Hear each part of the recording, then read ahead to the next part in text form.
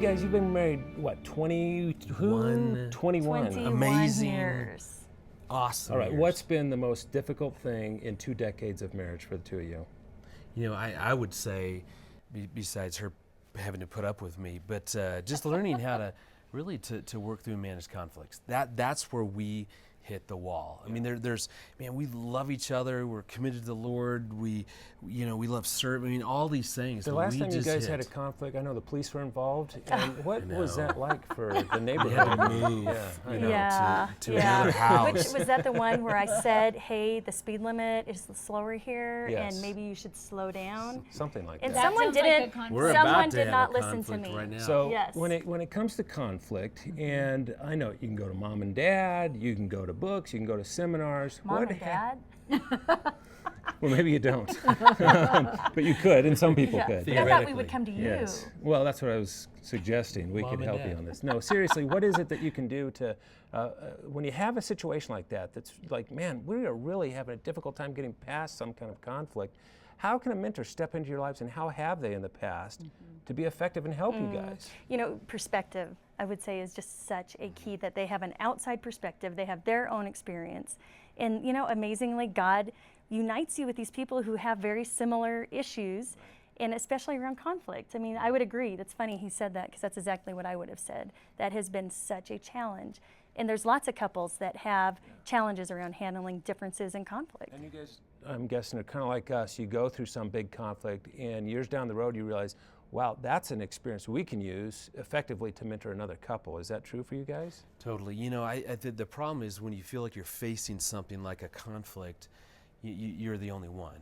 You start to lose hope, and you're not sure, you have no perspective. And again, that's where that mentor can come in and give that perspective, give that hope, pass along some of that wisdom, but just walk with you. I mean, I think at the end of the day, that's what it was with the couple that stepped in early on in our marriage. They said, you know what, you guys aren't going anywhere, and so you're staying together, and we're just going to walk with you in that. And they would point us to good books, and I'm sure we read, 3 or 4 of yours. Well, the stories are everything, Yeah, because it you look is. at them, and It here is. they are. Now they've been married, decades beyond the moment where their conflict erupted, and they totally love each other, enjoy each other, and so it does bring perspective.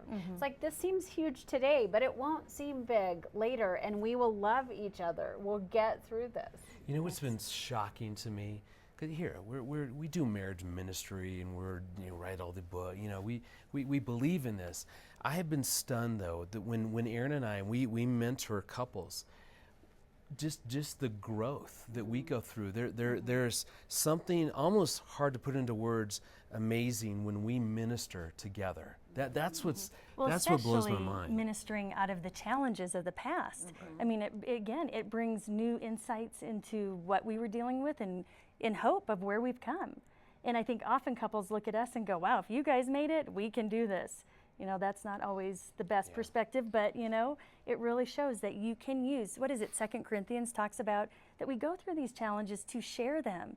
So why not do it? Why not share them? Absolutely. Well, it's kind of fun to celebrate your strength. Like, look how strong we are because of all we've learned. And victories. Yeah. In when you tell that story, and you're reminded of something, it shows. We laugh, and so that draws us together. But then it's like this message that, you know what? Yeah, it's been ups and downs, but we're pretty good together.